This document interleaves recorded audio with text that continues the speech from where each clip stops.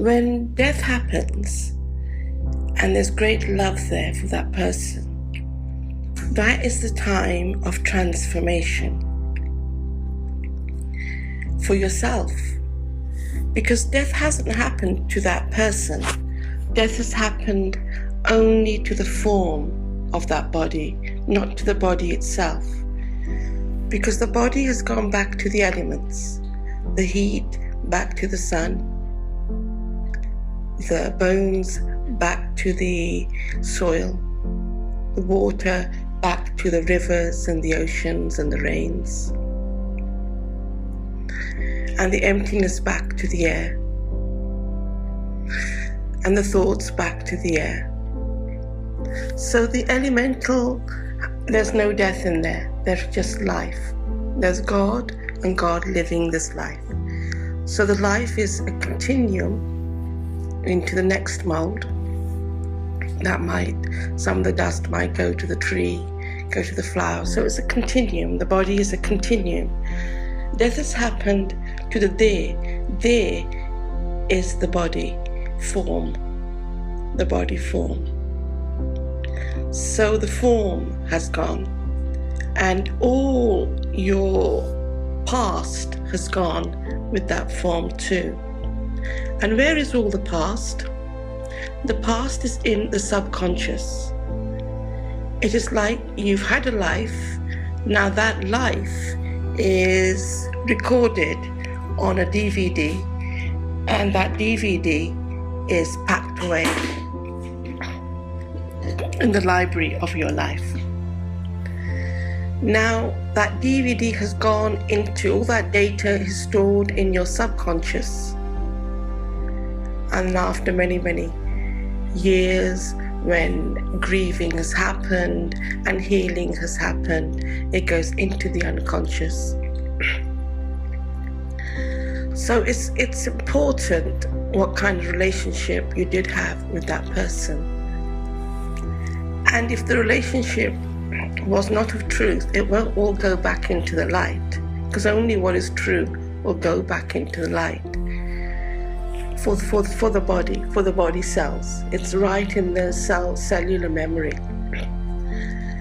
So it's important to really go in and to investigate and to allow forgiveness in, if that's what's necessary, and to not push it away and suppress it. And forgetting it is another way of pushing it away. It'll come through, penetrate through life in some form if it hasn't been left with a past of healing and love and learnings. So it's gone into the subconscious.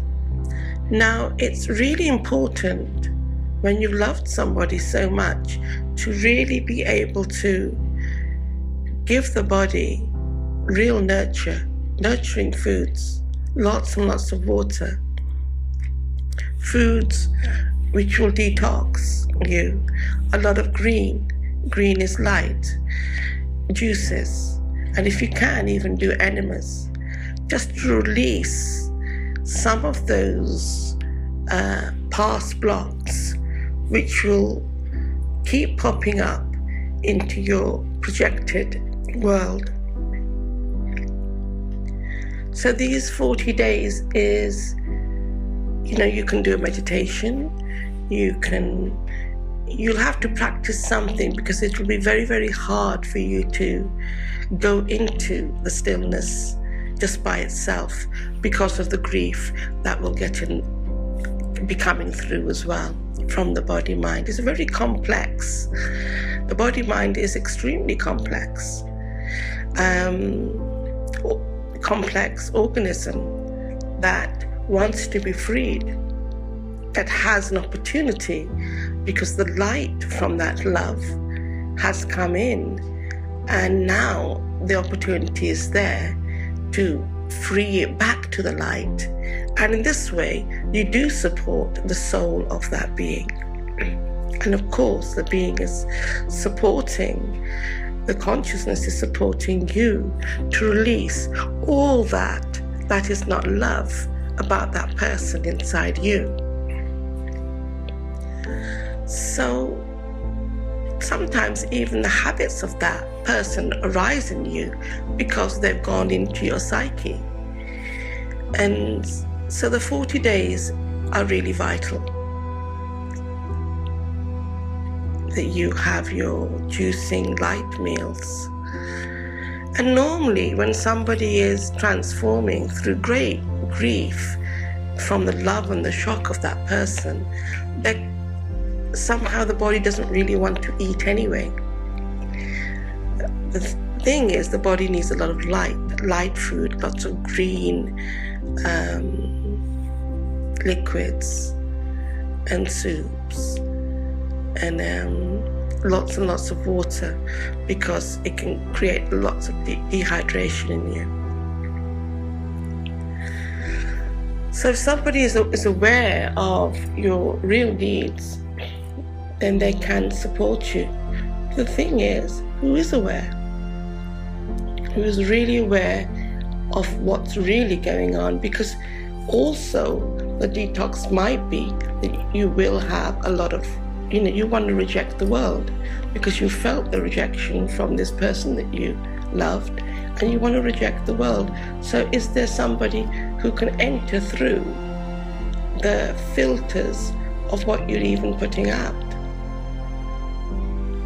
And is there someone who can really sit in the silence and the stillness of their own being first, to be able to sit with you without judging you and criticizing you and looking at what's happening in the outer body? Because you are having a great transformation when you have loved and lived with that love, and that love has transformed. So the body doesn't die. The formation of the body dies. And the memories and everything now is inside you.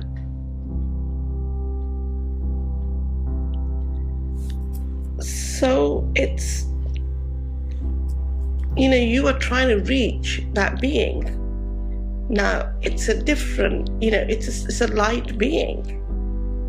And the light being is trying to reach you, and it can't, because of all this data that has to really be transformed. So it can take years. It can take even lifetimes for the truth to enter you and to transform you. You are in two worlds in a way, neither in this one, neither in that one. The body is, depending on how many years you've been with that person, how many quality years you've been with that person. Great new phenomena is happening. You are that phoenix coming out of that fire. So of course, one needs to begin to understand the process that's going to happen to you when somebody of great love, or even someone who has been very governing in your life, passes away, because that control, that fear is still inside you. It'll take longer for it to transform. But there's a very fine line between rage, anger, and the personal love. But then, through the ultimate absoluteness of both, the liberation is there.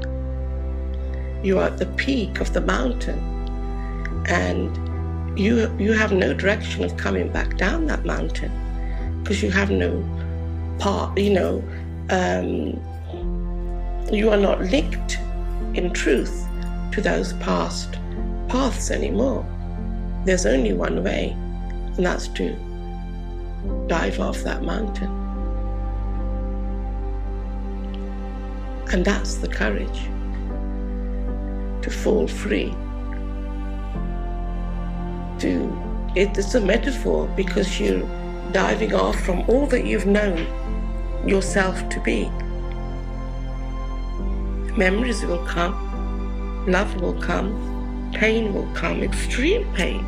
I mean, it's the final surgery that's happening to you. The suit is actually coming off.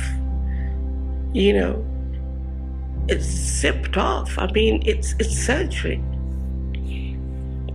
The old data is being ripped from your cellular being and your all that you have known. And so your habits are being ripped apart too. It's the greatest surgery known. And of course, when we ourselves go, it's the greatest surgery.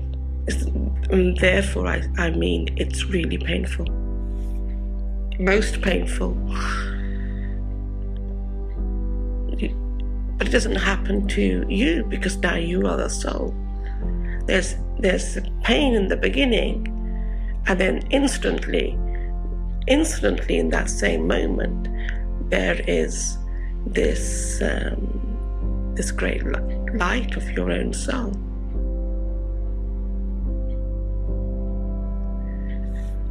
So this metamorphosis that happens to you, to go into that chrysalis, you want to be left alone. But the world will not leave you alone. The world is still revolving, whilst you, the caterpillar, is no longer there. With all those memory legs, it's not there. There's memory, but there's no memory in the reality. The future has suddenly, if it's a shocking death and it's happened suddenly, it's suddenly stamped off. You cut. The operation has suddenly been done. The cord of the past with them has been suddenly cut off. So it's a drastic shock to the whole psyche, the whole pattern, the whole behavior, that you've had with that person.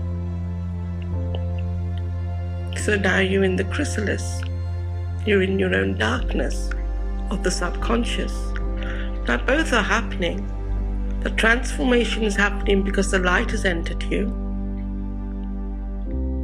The subconscious stuff, the dark stuff, is coming out because the light's entered you too. And it's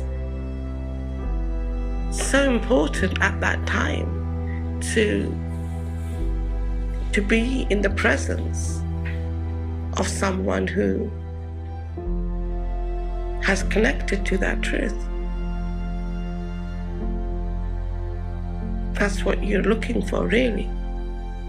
But in the initial stages of the chrysalis, you just want to be alone. Now this aloneness isn't not loneliness.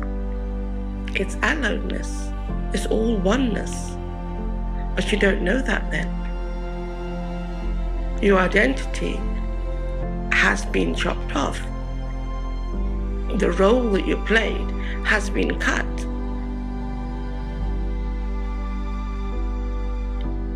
So it's a time to support the body through the transformation.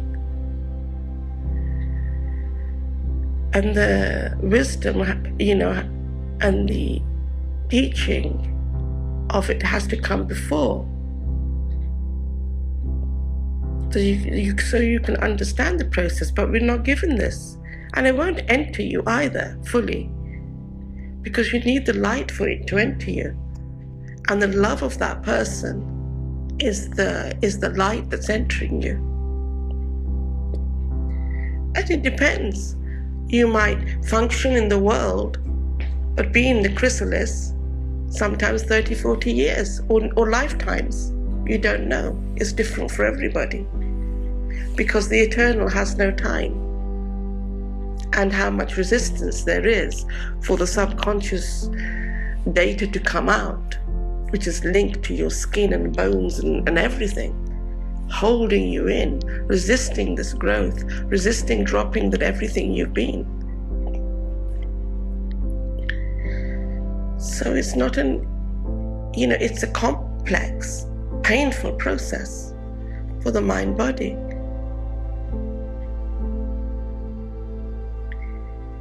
And who knows how deep the roots of the subconscious and unconscious have been with the energy of that person in past lifetimes. We don't know. Don't really need to know all that.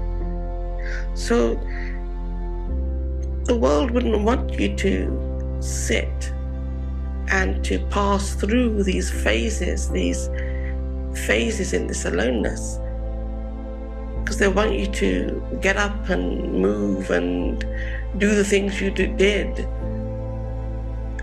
and they don't understand the support that you really need at that time. So you have to have some kind of awareness in you to really see what's happening to this body, to allow the body to grieve, to go through its phases, to allow the body to be heard, to cry its cries, to sink in that heart center, and it can't hold its own pain, to give your space, just listening to it. And you might be also a person who needs support too. So in a family, if it's happened in a family, say it's happened to the father, the mother is not the mother anymore. The children are not the children anymore. They suddenly become men or women, and they want the mother, but the mother's not there. They want the father.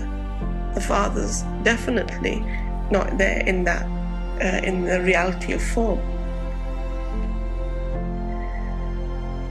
It's the greatest transformation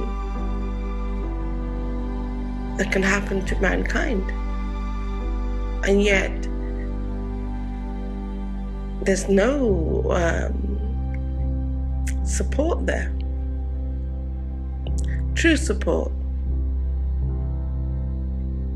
And there's no awareness in that person, because the person is trying to come out and say, I'm not here. I want to be here. I am here. I'm alive, but I don't know who I am or what I am. The person is breaking down. The mind of the person, the mountain of the person is breaking down, and it doesn't want to. It wants to remain the person, but it can't.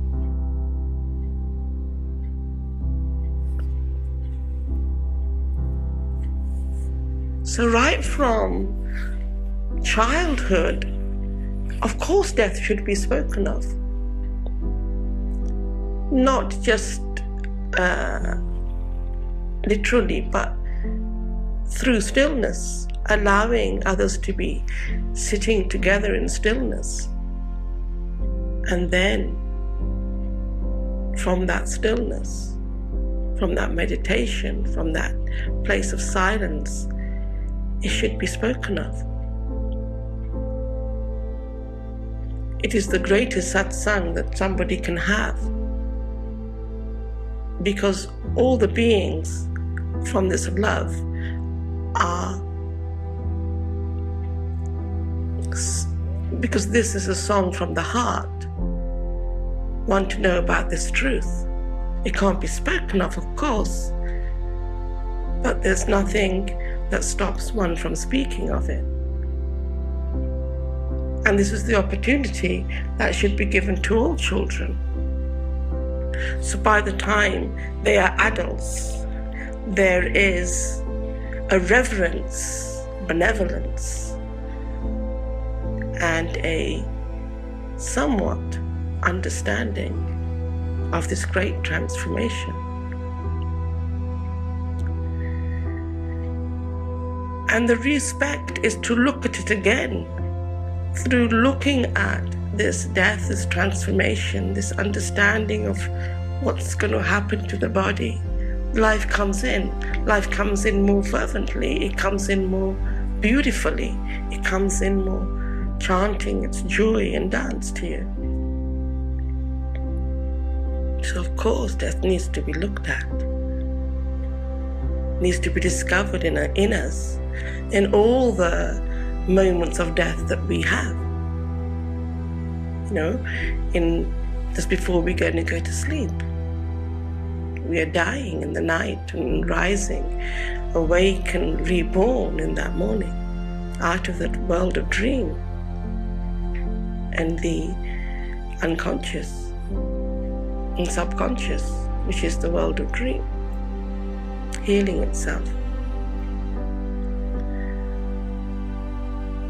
And it is not something, of course, that can be spoken of, and it's something that someone can achieve a certificate for because you've got a degree in understanding death. No, it's the experiential phenomena.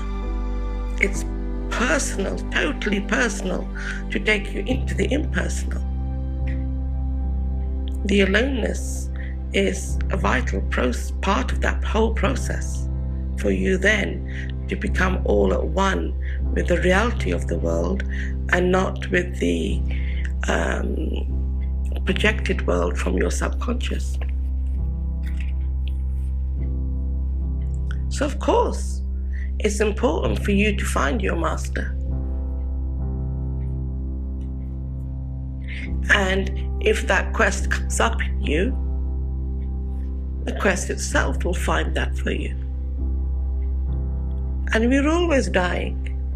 Anything new, anything challenging that comes up, learning to walk after crawling.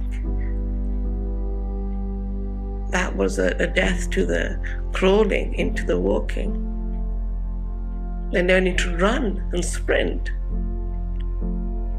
And that was a death and transformation into the running and the sprinting, because in running and sprinting, the walk is still in there.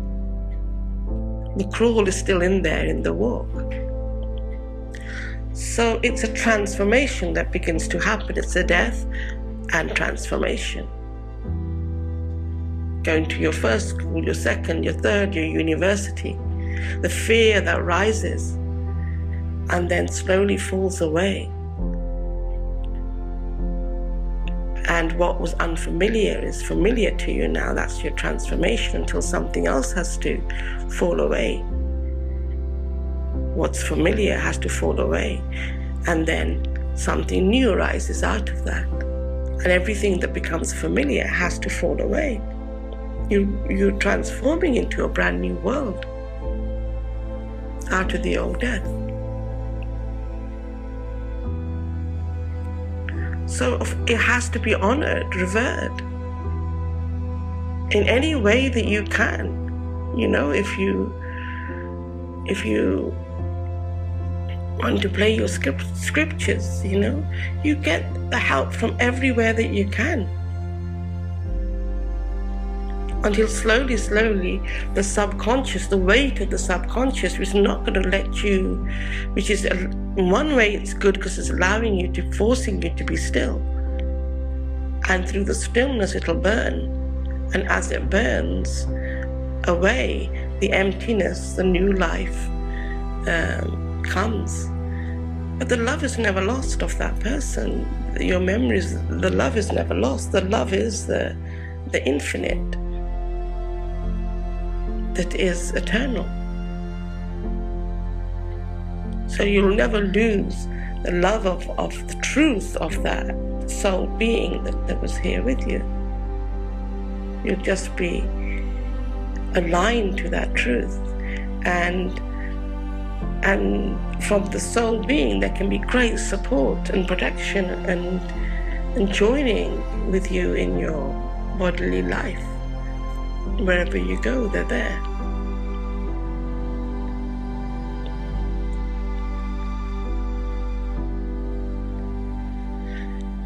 So your body is like that crucifixion. and you have to be so still, is like your resurrection.